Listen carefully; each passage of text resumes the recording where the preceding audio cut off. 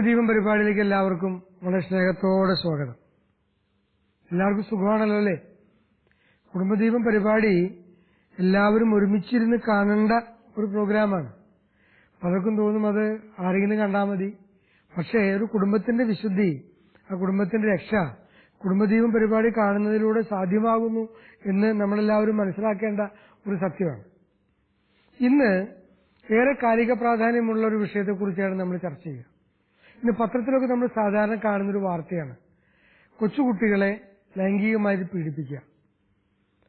അതിനൊരു പ്രത്യേക നിയമ സംവിധാനമുണ്ട്, POCSO, protection of children from sexual offences act. ആ നിയമത്തിലെ പരിധിയിൽ വരുന്ന കുറ്റകൃത്യങ്ങൾ ഇന്ന് വളരെയധികം വർദ്ധിച്ചുകൊണ്ടിരിക്കുകയാണ്. കൊച്ചുകുട്ടികളെ 5-6 മാസം മാത്രം പ്രായമായിട്ടുള്ള കുട്ടികളെ മുതൽ മൈനറായിട്ടിരിക്കുന്ന ആൺകുട്ടികളെയും പെൺകുട്ടികളെയും ലൈംഗികമായി ദുരുപയോഗം ചെയ്യുന്ന ഒരുപാട് കേസുകൾ ഇന്ന് റിപ്പോർട്ട് ചെയ്യുന്നുണ്ട്. അറസ്റ്റ് ചെയ്ത് തടവിൽ പാർപ്പിച്ച് അവരെ വിചാരണ ചെയ്ത് കോടതിയിൽ ശിക്ഷിക്കുന്നുണ്ട്. ഇതൊക്കെ നടന്നിട്ടും ഇതൊക്കെ മനസ്സിലാക്കിയിട്ടും ഈ കുറ്റകൃത്യം വീണ്ടും വർദ്ധിക്കുന്നതായിട്ടാണ് കാണാനായിട്ട് സാധിക്കുക.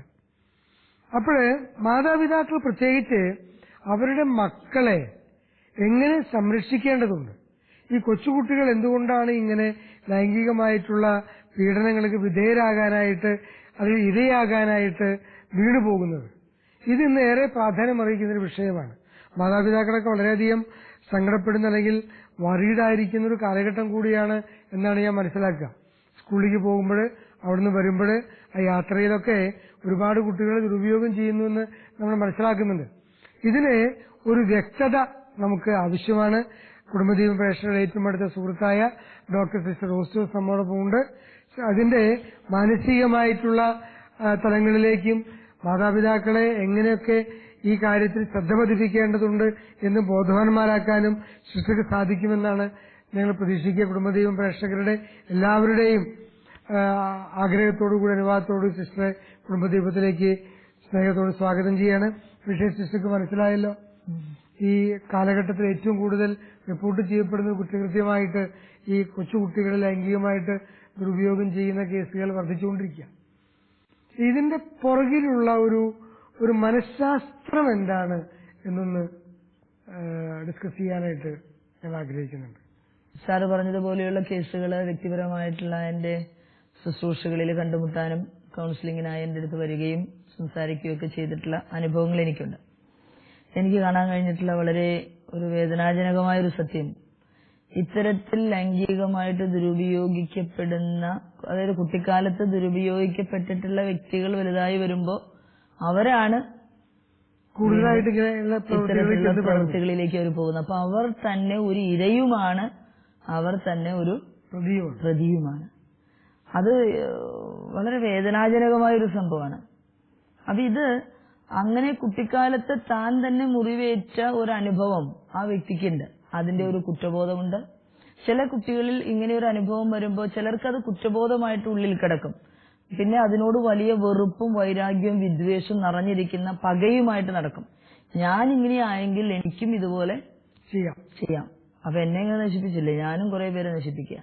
അത് ബോധപൂർവം ചിന്തിച്ച് അതിന് വേണ്ട വിധത്തിലുള്ള ഒരു കറക്ഷൻ ആ കുട്ടിക്ക് അന്ന് കൊടുത്തിട്ടില്ല. ആരും അറിഞ്ഞിട്ടില്ല. ഇങ്ങനെയുള്ള കാര്യങ്ങൾ കുട്ടികൾ ഒളിച്ചു വെക്കും. പണ്ട് കാലത്ത് ഇങ്ങനെ ഈ ഒരു നിയമ സംവിധാനവും ഇല്ല, ഇങ്ങനെ അത് പുറത്തു കൊണ്ടുവരാനായിട്ടുള്ള സംവിധാനങ്ങളും നിലവിലില്ല. പണ്ട് സംഭവങ്ങളൊക്കെ ഉണ്ടാവുന്നുണ്ട്, പക്ഷെ ആരും അറിയുന്നില്ല, പരസ്യമാവാറില്ല, അറിയുന്നില്ല. അപ്പോ അത് പിന്നെ എന്താ പറയുക, ചെയിൻ ഇഫക്റ്റ് ആണ്. ഒരാൾ ഒരു വ്യക്തിയെ ദുരുപയോഗിച്ച് ആ വ്യക്തി അയാളുടെ ജീവിതകാലത്തിൽ എത്ര കൊല്ലം അയാൾ ആരോഗ്യവാനായിട്ട് നടക്കുന്നുണ്ടോ അത്രയും കൊല്ലം എത്രയോ പേര് ഇത് ദുരുപയോഗിക്കുന്നു. ആ ദുരുപയോഗിച്ചിട്ട ആളുകൾ അതുപോലെ തന്നെ അവരുടെ ജീവിത കാലയളവിൽ അവരെത്രയോ പേരെ ദുരുപയോഗിക്കുന്നു. അങ്ങനെ ഇതൊരു വൻ വിപത്തായിട്ട് മാറിക്കൊണ്ടിരിക്കുന്ന ഒരു അവസ്ഥയാണ് ഇപ്പോൾ നമുക്ക് കാണാനായിട്ട് സാധിക്കുക. അപ്പം സത്യത്തിൽ പറയണത് ഈ ചില കുട്ടികൾക്ക് ഇതൊരു വെറുപ്പ് അല്ലെങ്കിൽ ഒരു വിദ്വേഷം, വൈരാഗ്യം, ഒരു നെഗറ്റീവ് അപ്രോച്ച് ഉണ്ടാക്കും.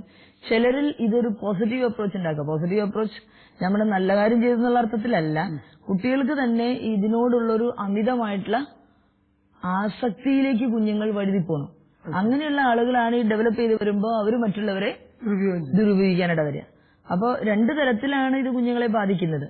പിന്നെ വേറെ ചിലർക്കൊരു സെൽഫ് ഹെയ്റ്റ്, അതായത് എന്നെ ഒന്നിനും കൊള്ളില്ല, എന്നെ ആർക്കും വേണ്ട, ഞാനൊരു അഗ്ലി പേഴ്സൺ ആണ് എന്നൊരു ഫീലിംഗിലേക്ക് ചില കുഞ്ഞുങ്ങൾ പോകും.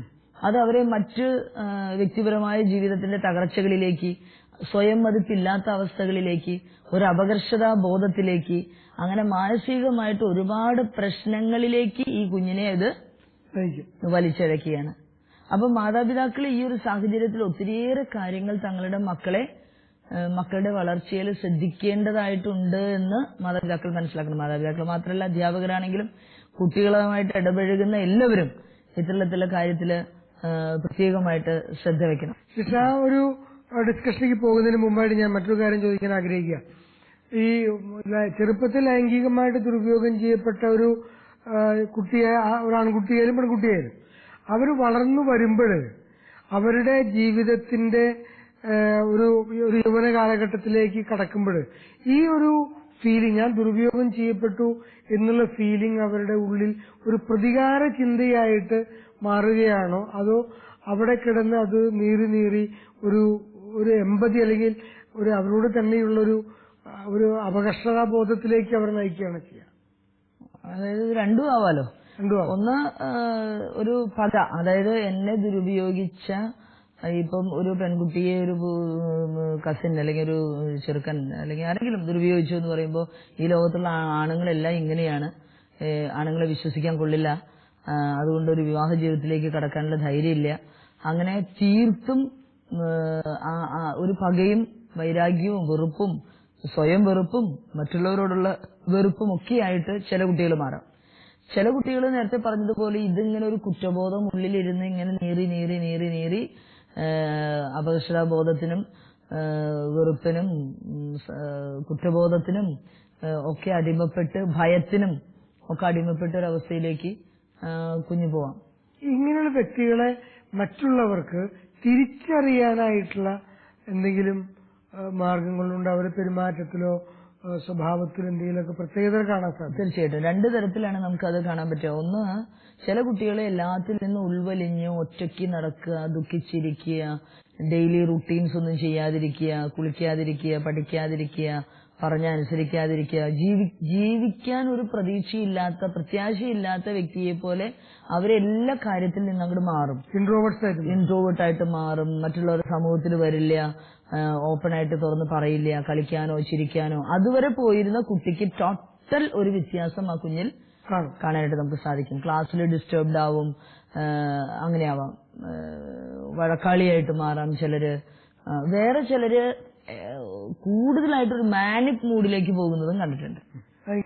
അതായത് ഓപ്പോസിറ്റ് സെക്ഷനോട് ഭയങ്കര വർത്താനവും കളിയും ചിരിയും തമാശയും, അതുവരെ വളരെ പതുങ്ങിയും പേടിച്ചിരുന്ന കുട്ടി പെട്ടെന്ന് ഞങ്ങളുടെ ഒരു സുപ്രഭാതത്തില് എക്സ്പോസ്ഡ് ആയിട്ടുള്ള ഒരു ഫീലിംഗിലേക്ക് ചില കുട്ടികൾ വരാം. ഇത് രണ്ടു തരത്തിലും നമുക്ക് കാണാനായിട്ട് സാധിക്കുന്നതാണ്. അപ്പൊ ഒരു കുട്ടി ദുരുപയോഗം ചെയ്യപ്പെട്ടു എന്ന് മാതാപിതാക്കൾക്ക് അല്ലെങ്കിൽ സ്കൂളിലെ ടീച്ചേഴ്സിന് അതുമായി ബന്ധപ്പെട്ടവർക്ക് മനസ്സിലായാൽ ആ കുട്ടിക്ക് എന്ത് തരത്തിലുള്ള ട്രീറ്റ്മെന്റ്സ് ആണ് കൊടുക്കേണ്ടത്? നമുക്ക് ഇമ്മീഡിയറ്റ് ആയിട്ട് കുഞ്ഞിന്റെ മാനസികാവസ്ഥ പൂർണ്ണമായിട്ടും തുറന്നു പറയാനുള്ള ഒരു സാഹചര്യം കൊച്ചിന് കൊടുക്കാം. പക്ഷെ ഇന്ന് നമുക്ക് സംഭവിക്കുന്നത്, ഇങ്ങനെ എന്തെങ്കിലും ഒരു കാര്യത്തിൽ ഒരു കുട്ടി പിടിക്കപ്പെട്ട ആ കുട്ടീനെ ഒരു 100,000 പ്രാവശ്യം ആ കുട്ടീനെ പലരോടും ഇത് ചോദ്യം ചെയ്തും പറഞ്ഞും മെഡിക്കൽ ചെക്കപ്പിന് കൊണ്ടുപോയി പോലീസില് ഒരുപാട് പ്രോസസ്സിലൂടെ കൊച്ചിനെ കൊണ്ടുപോയി ഒരു വസ്തുവായിട്ട്, ഒരു പ്രദർശന വസ്തുവായിട്ട് ഈ കുഞ്ഞു മാറുന്ന ഒരു സ്ഥിതിവിശേഷം നമ്മുടെ നാട്ടിലുണ്ട്. അത് വളരെ ഭീകരമാണത്. അപ്പൊ നമുക്ക് ചെയ്യാവുന്നത്, ഇങ്ങനെ ഒരു കുട്ടീനെ കോൺസെൻട്രേറ്റ് ചെയ്ത എല്ലാ ടീച്ചേഴ്സും അവളെ വിളിച്ചുകൊണ്ടുപോയി ഗുരുവിനും ചോദിക്കേണ്ട കാര്യമില്ല. അങ്ങനെ ഒരു സംഗതി കേട്ടാൽ അതിന് പറ്റിയ ആളുകളുണ്ട്. കൗൺസിലിംഗ് സെന്ററിൽ കൊണ്ടുപോയി ചൈൽഡ് വെൽഫെയർ കമ്മിറ്റി ഉണ്ട്, ചൈൽഡ് ലൈൻ പ്രവർത്തകർ, ചൈൽഡ് ലൈൻ പ്രവർത്തകർ അതിന് തന്നെ 5 ആളുണ്ടെങ്കിൽ 5 ആളും പോയിട്ട് ഈ കൊച്ചിനെ ചോദ്യം ചെയ്യേണ്ട കാര്യമില്ല. അതൊക്കെ ഭയങ്കര ഭീകരമായ ഒരു അവസ്ഥയാണ്. ഞാനും ഇത് ചില കേസുകളുമായിട്ട് ബന്ധപ്പെട്ട് എനിക്ക് തോന്നിയിട്ടുണ്ട്. അപ്പൊ അത് എല്ലാ പ്രവർത്തകരും ഈ കുട്ടിയോട് ചോദ്യം ചെയ്യുകയും കാര്യങ്ങൾ ചോദിച്ച് ഈ കുട്ടിയുടെ മാന്യത തന്നെ പിച്ചിക്കീറുന്ന ഒരു അനുഭവത്തിലൂടെ ഈ കുട്ടീനെ കൊണ്ടുപോവാണ്. അപ്പൊ തന്നെ അത് വളരെ രഹസ്യമായിട്ട് അതിന് ഹെൽപ്പ് കൊടുക്കാൻ പറ്റിയ ഒരു വ്യക്തിയെ സഹായിക്കാനായിട്ട് എത്തുക, അവളുടെ മനസ്സ് മുഴുവൻ തുറന്നു പറയാനും വളരെ കോൺഫിഡൻഷ്യലായിട്ട് അത് പല പ്രാവശ്യം ചോദ്യം ചെയ്യേണ്ട ആവശ്യമില്ല, ഒറ്റ പ്രാവശ്യമല്ലേ ചോദ്യം ചെയ്യുള്ളൂ. അത് മനസ്സിലാക്കി കഴിഞ്ഞ് അതിന് സർവ്വവിധ പ്രൊട്ടക്ഷനും കൊടുക്കേണ്ടതിനും പകരം ഈ കൊച്ചിനെ അപഹാസ്യതയാക്കി ഒരു മാനസികമായിട്ട് കുട്ടി പോലും വിചാരിച്ചിട്ടില്ല ഇത് ഇത്ര വലിയൊരു സംഭവമാണ്. ഒരു നിസ്സാര കാര്യമായിട്ട് കൊച്ചു കരുതിയിരുന്ന കാര്യം പിന്നെ കൊച്ചിന്റെ മുമ്പിൽ അതൊരു വലിയ മലപോലത്തെ പ്രശ്നമാക്കിയിട്ട് കുറ്റബോധത്തിന് വല്ലാത്തൊരു കുറ്റബോധത്തിലേക്ക് കൊച്ചു പോകുന്ന ഒരു അവസ്ഥയും കൂടി ഇന്ന് നമ്മുടെ നാട്ടിലുണ്ടെന്ന് നമ്മൾ മനസ്സിലാക്കണം. എന്നിട്ട് കൊച്ചിന് വല്ല ഹീലിംഗ് കിട്ടുന്നുണ്ടോ? അതുമില്ല. അങ്ങനെ ഒരു അവസ്ഥയിലേക്ക് കുട്ടി പോകുന്നത് ഈ ലീഗൽ പ്രോസസ്സിലൂടെ പോകാതെ എന്തൊരു കേസ് രജിസ്റ്റർ ചെയ്ത് കഴിയുമ്പോൾ അതിന്റെ നിയമപരമായിട്ടുള്ള സംവിധാനങ്ങളിലൂടെ പോകാതെ തരവില്ല. അതിലൂടെ കടന്നു പോകുമ്പോഴും ഈ കുട്ടിയെ ഏത് രീതിയിൽ വേണം മാതാപിതാക്കൾ പ്രൊട്ടക്ട് ചെയ്ത് കൊണ്ടുപോകാൻ, ഈ കുട്ടിക്കൊരു ഭാവിയിലൊരു പ്രശ്നമില്ലാത്ത രീതിയിൽ. അപ്പൊ സാധാരണഗതിയിൽ ഈ കുട്ടി ഇപ്പൊ എന്റെ അടുത്ത് ഒരു 8ാം ക്ലാസ്സിൽ പഠിക്കുന്ന ഒരു കുഞ്ഞിങ്ങനെ ഇത്തരത്തിൽ ഈ അടുത്ത കാലത്ത് ഒരു കുട്ടി വന്നു, കേസൊക്കെ ആയിരുന്നു. അപ്പൊ ആ കുട്ടി പറയായിരുന്നു, ഞാൻ ഒരിക്കലും മനസ്സിൽ പ്ലാൻ ചെയ്തിട്ടല്ല ഇങ്ങനെ സംഭവിച്ചത്. വളരെ തന്ത്രപരമായി ആണ് ഈ കുട്ടീനെ ഇൻഫ്ലുവൻസ് ചെയ്തതും. വേറൊരു സ്ത്രീയാണ് ഈ കുട്ടീനെ ഇൻഫ്ലുവൻസ് ചെയ്ത് കൊണ്ടുപോയി വേറൊരു ഗ്രൂപ്പ് കൂടി അവളെ ഹരാസ് ചെയ്ത് അബ്യൂസ് ചെയ്ത് മാനസികമായിട്ട് ഒരുപാട് വിഭ്രാന്തിയിലായി ഈ കുട്ടി. ഈ കുട്ടിയുടെ സ്വഭാവത്തിൽ കാണുന്ന വ്യതിയാനങ്ങൾ കണ്ടിട്ടാണ് മാതാപിതാക്കൾ ചോദിച്ചു. ഈ കുട്ടിക്ക് മാതാപിതാക്കൾ തുറന്നു പറയാൻ തയ്യാറായില്ല. എന്നാ പറയുമ്പോൾ മാതാപിതാക്കളായിട്ട് നല്ല ബന്ധമുള്ള ഒരു കുടുംബവും കൂടിയാണ്. എന്നിട്ടും ഈ കുട്ടീനെ ഇങ്ങനെ ദുരുപയോഗം ചെയ്യപ്പെട്ട വ്യക്തികളുടെ ഭീഷണി നിമിത്തം അത് പറഞ്ഞാൽ നിന്നെ ഞങ്ങള് കൊല്ലും, നിന്നെ ഞങ്ങൾ ഉപദ്രവിക്കും, അല്ലെങ്കിൽ നിന്റെ ഫോട്ടോസൊക്കെ ഞങ്ങൾ നെറ്റിൽ വിടും, ഇങ്ങനെ കുട്ടീനെ ഭയപ്പെടുത്തി വെച്ചിട്ടുള്ളത് കൊണ്ട് മാതാപിതാക്കളോട് പൂർണ്ണമായിട്ട് തുറന്നു പറയാനായിട്ട് കുട്ടിക്ക് ഭയമായി. അപ്പൊ അങ്ങനെ കഴിഞ്ഞു. പക്ഷെ ചില സമയത്ത് ഇത് പിന്നീട് അവരോട് തുറന്നു പറഞ്ഞില്ല. കുട്ടീനെ പഠിക്കാൻ തന്നെ വേറെ സ്ഥലത്ത് കൊണ്ടാക്കി. അവിടെ ചെന്നിട്ടും കുട്ടിക്ക് നന്നായിട്ട് മാനേജ് ചെയ്യാൻ പറ്റുന്നില്ല, ആരുടെയും മുഖത്ത് നോക്കി ഫ്രീ ആയിട്ട് ഇടപഴകാൻ പറ്റുന്നില്ല. ഈ സ്വഭാവത്തിലുള്ള വ്യതിയാനങ്ങളൊക്കെ കണ്ടിട്ടാണ് ഇതിന്റെ പുറകിൽ ഇവർക്ക് മനസ്സിലാവുന്നത്. പിന്നെ അന്വേഷിച്ച് പിടിച്ചു വന്ന് കുറെ കഴിഞ്ഞപ്പോഴാണ് ഈ കുട്ടി ഇങ്ങനെ ഒരു സംഭവം തുറന്നു പറയാനായിട്ട് കാരണം. ഇത് അറിഞ്ഞു കഴിഞ്ഞപ്പോൾ മാതാപിതാക്കളും ഭയങ്കരമായിട്ട് ഷോക്ക്ഡായി.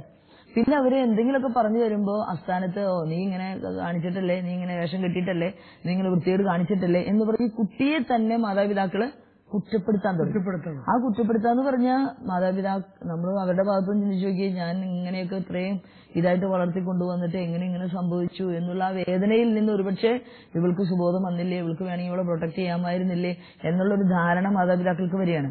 ഇത് മാതാപിതാക്കളുടെ ചില കേസുകളിൽ മാതാപിതാക്കളുടെ ശ്രദ്ധക്കുറവ് കൊണ്ട് ഇങ്ങനെ സംഭവിക്കുന്നുണ്ട്. ചില കേസുകളിൽ നമ്മുടെ നാടിന്റെ പ്രത്യേകതകൾ കൊണ്ട് എന്ത് കോപ്രായോ ആർക്കും ആകാം. അപ്പൊ വേണ്ട വിധത്തിലുള്ള പ്രോപ്പർ ആയിട്ടുള്ള ഒരു ശിക്ഷ കൊടുക്കേണ്ട കേസുകളിൽ പോലും കൊടുക്കാതിരിക്കുന്ന അവസ്ഥയുണ്ട്. എന്നാൽ ഇനി ശിക്ഷ കൊടുക്കുമ്പോൾ തന്നെ അതേ സമയത്ത് തന്നെ എന്റെ മനസ്സിൽ തെളിഞ്ഞു വരുന്നൊരു സംഗതിയാണ്, അവരും ഒരു ഇരയായിരുന്നില്ലേ, ഒരു വിക്ടിം ആയിരുന്നില്ലേ, അവരെ രക്ഷപ്പെടുത്താനായിട്ട് ആരും ഉണ്ടായില്ലല്ലോ, അതുകൊണ്ട് അവരിങ്ങനെ തുടർന്നു പോകുന്ന ഒരവസ്ഥയുണ്ട്. ഇതെല്ലാം കൂടി നമുക്ക് ഒരു കേസിനെ ഒരു പ്രത്യേക കണ്ണിലൂടെ നമുക്ക് കാണാൻ സാധിക്കില്ല. ഈ ഒരുപാട് ഫാക്ടേഴ്സ് അതിന്റെ ഉള്ളിൽ കിടന്ന് കുഴഞ്ഞു മറിഞ്ഞു കിടക്കുന്ന ഒരു കേസാണ്.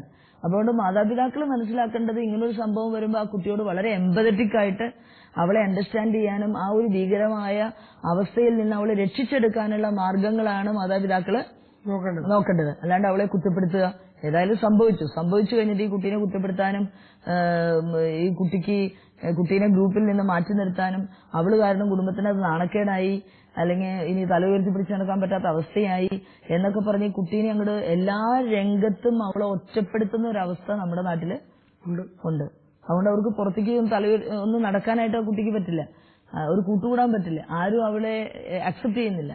അതൊക്കെ അവളുടെ ജീവിതത്തിന്റെ വലിയൊരു പ്രശ്നങ്ങളായിട്ട് മാറുകയല്ലേ. ഈ കുടുംബത്തിൽ നിന്നും വിട്ടിട്ട് അവളുടെ അയൽവാസികള്, ബന്ധുമിത്രാദികളും, അറിയുന്ന ആൾക്കാർ, പൊതുവെ സമൂഹം എങ്ങനെ ഈ കുട്ടീനെ കാണണം, അതും ഒരു പ്രശ്നമാണ്. കാരണം പലരും അത് തെറ്റായ രീതിയിൽ കുട്ടിയെ കാണുകയും ആ കുട്ടി ഇന്ററാക്ഷൻ ചെയ്യുന്നത് കൊണ്ട് കുട്ടിക്ക് പുറത്തേക്ക് പോകാനും മറ്റുള്ളവരുമായിട്ട് ഇടപെടാനും പറ്റാത്ത സാഹചര്യമുണ്ട്. അപ്പൊ ഇത് കേൾക്കുന്ന ഈ കുടുംബജീവൻ കേൾക്കുന്ന വ്യക്തികളിൽ എല്ലാ സമൂഹത്തിന്റെ ഭാഗമാണല്ലോ. സമൂഹം എങ്ങനെ ഇങ്ങനെയുള്ള കുട്ടികളെ ഹാൻഡിൽ ചെയ്യണം? അതായത് തീർച്ചയായിട്ടും ആ കുട്ടീനെ ഇപ്പൊ നിലനിൽക്കുന്ന ആ വീട്ടിൽ തന്നെ ആ കുട്ടി നിന്നിട്ട് അതേ സ്കൂളിൽ തന്നെ വീണ്ടും പഠിച്ചു മുന്നോട്ട് പോവാന്ന് പറയുന്നത് വളരെ ബുദ്ധിമുട്ടേറിയ ഒരു സംഭവമാണത്. കാരണം അവിടെ സ്കൂളിൽ അറിഞ്ഞ് പബ്ലിക്കായി എല്ലാവരും ഈ കുട്ടീനെ ആ കണ്ണു വെച്ച് കാണും. അന്ന് ഈ കുട്ടി സത്യത്തിൽ എന്ത് തെറ്റ് ചെയ്തു, ഈ കുട്ടി ഒന്നും അറിഞ്ഞിട്ടില്ല, നിഷ്കളങ്കയായ കുഞ്ഞാണ്, ആ കുഞ്ഞിനെ കുഞ്ഞിന് വന്നു വീണൊരു അബദ്ധമാണ്. പക്ഷെ എല്ലാവരും ഇവളെ ഒരു നോട്ടപ്പുള്ളിയായിട്ട് ഇവളുടെ പുറകെ നടക്കുക. അപ്പൊ ഈ കുട്ടി ഒരിക്കലും അതിൽ നിന്ന് രക്ഷപ്പെടാൻ പോണില്ല. അപ്പൊ അതിനേക്കാളും നല്ലത് ഈ കുട്ടിക്ക് പെട്ടെന്ന് ഒരു ചേഞ്ച് കുട്ടിക്ക് ഉണ്ടാവണം. കാരണം ജീവിതത്തിൽ നിന്ന് തന്നെ ഒരു ചേഞ്ച് പെട്ടെന്ന് അവൾക്ക് കുറെ കൂടി അവളെ അണ്ടർസ്റ്റാൻഡ് ചെയ്യുന്ന, അവൾക്കൊരു ഹീലിംഗ് കിട്ടുന്ന ഒരു റിഹാബിലിറ്റേഷൻ സെന്ററിൽ ഈ കുഞ്ഞിനെ ആക്കി അവിടെ കൗൺസിലിംഗ്, ഒരു ഡീപ്പർ ലെവലിലുള്ള ഒരു കൗൺസിലിംഗും സൈക്കോതെറാപ്പിയൊക്കെ കൊടുത്ത് അതിനെ രക്ഷയിലേക്ക് കൊണ്ടുവരാനും ഒരു മാനസിക സ്വസ്ഥത ലഭ്യമാക്കുന്ന രീതിയിലുള്ള സാഹചര്യം ഉണ്ടാക്കുക, ഒരു സ്വയം മതിപ്പുള്ള വ്യക്തിയായിട്ട് ആ കുട്ടീനെ മാറ്റുക. അങ്ങനെ അവളിൽ തന്നെ ഒളിഞ്ഞു കിടക്കുന്ന മറ്റു കഴിവുകൾ ഉണ്ടാകാം.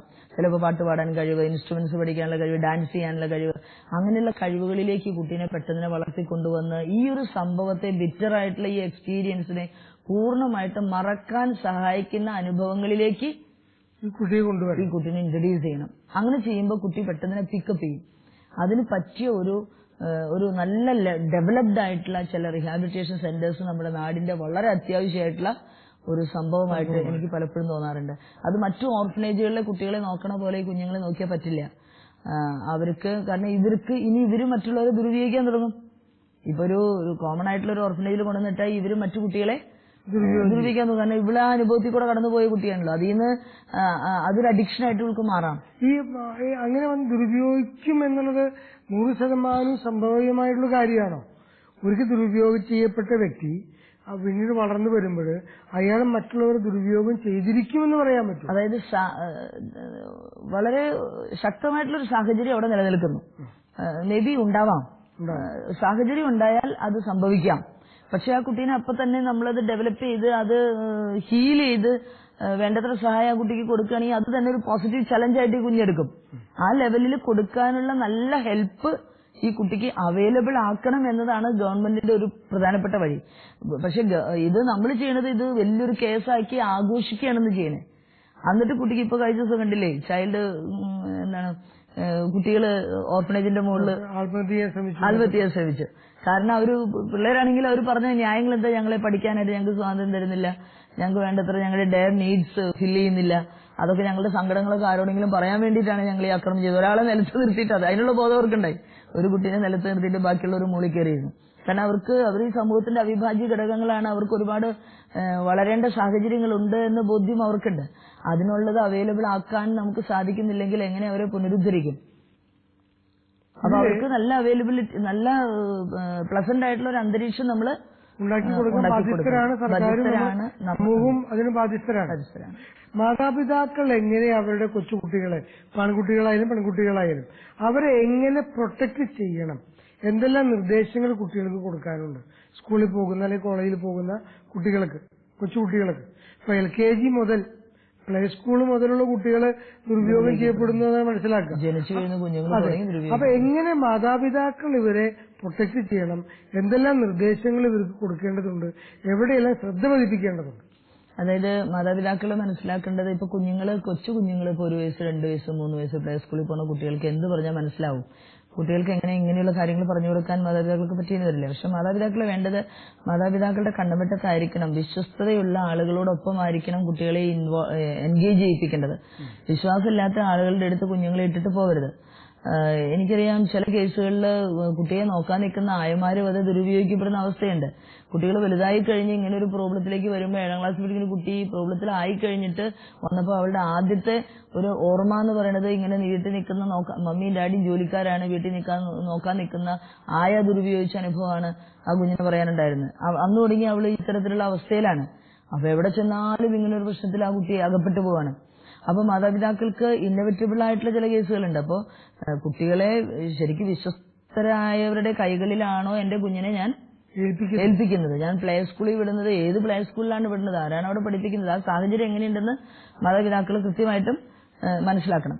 മറ്റൊരു കാര്യം, ഈ കുട്ടികളുമായിട്ട് നല്ല ഇന്ററാക്ഷൻ മാതാപിതാക്കൾക്ക് ഉണ്ടാവണം. എന്നാലാണ് കുട്ടികൾ സ്കൂളിലുണ്ടായ കാര്യങ്ങളൊന്ന് തുറന്ന് മാതാപിതാക്കൾക്ക് പറയാനും കേൾക്കാനുമുള്ള സാഹചര്യം വീട്ടിലുണ്ടാകണം.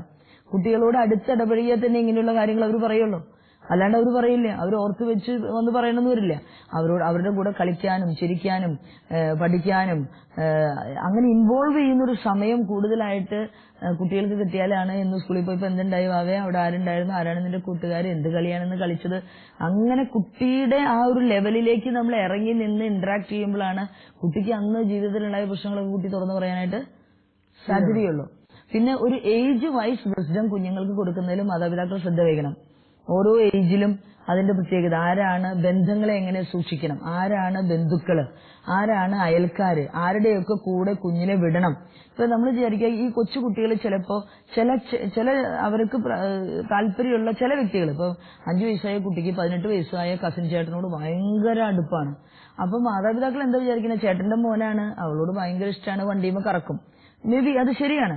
പക്ഷെ വേറെ എന്തെങ്കിലും അതിന്റെ ഉള്ളിലുണ്ടോ എന്ന് വെച്ചാൽ സംശയാസ്പദമായ രീതിയിൽ നോക്കിയിട്ട് വെറുതെ കുറ്റം വിധിക്കുന്ന അവസ്ഥ ഇന്ന് നിൽക്കുന്നുണ്ട് കേട്ടാ. അതല്ല ഞാൻ പറഞ്ഞു വന്നേ. പക്ഷെ നമ്മൾ നോക്കണം, എന്തുകൊണ്ടാണ് ഈ കുട്ടിക്ക് ആ വീട്ടിൽ പോകാൻ ഇത്ര താല്പര്യം, ആ അങ്കിളിനോട് എന്താണ് കുട്ടിക്ക് ഇത്ര താല്പര്യം. അങ്കിളിന്റെ നിഴല് കാണുമ്പോഴേക്കും കുട്ടി ഭയങ്കര ആസക്തി പിടിച്ച് ഓടുകയാണ്. ചിലപ്പോൾ ആദ്യത്തെ ദിവസം ഒരു മിഠായി കൊടുത്തു, 2ാമത്തെ ദിവസം കെട്ടിപ്പിടിച്ച്, അങ്ങനെ അത് ഗ്രാജുവലി ഡെവലപ്പ് ചെയ്തിട്ടാണ് ഈ ഒരു അവസ്ഥയിലേക്ക് കുഞ്ഞിനെ ഇൻട്രൊഡ്യൂസ് ചെയ്യുന്നത്, ഒരു പാപത്തിലേക്ക് ഇൻട്രൊഡ്യൂസ് ചെയ്ത് വരുന്നത്. അപ്പോൾ അങ്ങനെ ആരോടെങ്കിലും അങ്ങനെ വല്ലാത്തൊരു അഭിനിവേശം മക്കൾക്ക് കാണുന്നുണ്ടെങ്കിൽ നിങ്ങളത് ശ്രദ്ധിക്കണം. പിന്നെ എന്താണ്, എന്തിനു വേണ്ടിയിട്ടാണ്, എന്തുകൊണ്ടാണ് ഈ അഭിനിവേശം ആ വ്യക്തിയോട് ഈ കുട്ടിക്ക് ഉണ്ടായത് എന്ന് മാതാപിതാക്കൾ ശ്രദ്ധിച്ചാൽ അത് മനസ്സിലാക്കാവുന്നതേ ഉള്ളൂ. എന്നിട്ട് കുട്ടീനെ ഭീഷണിപ്പെടുത്താതെ ഭയപ്പെടുത്താതെ സൗഹൃദത്തിൽ കുട്ടിയോട് ചോദിച്ചറിഞ്ഞാൽ കുട്ടി തീർച്ചയായിട്ടും അത് ഷെയർ ചെയ്യാൻ കാരണമാകും. സ്നേഹമുള്ള കുടുംബദീപം പ്രേക്ഷകരെ,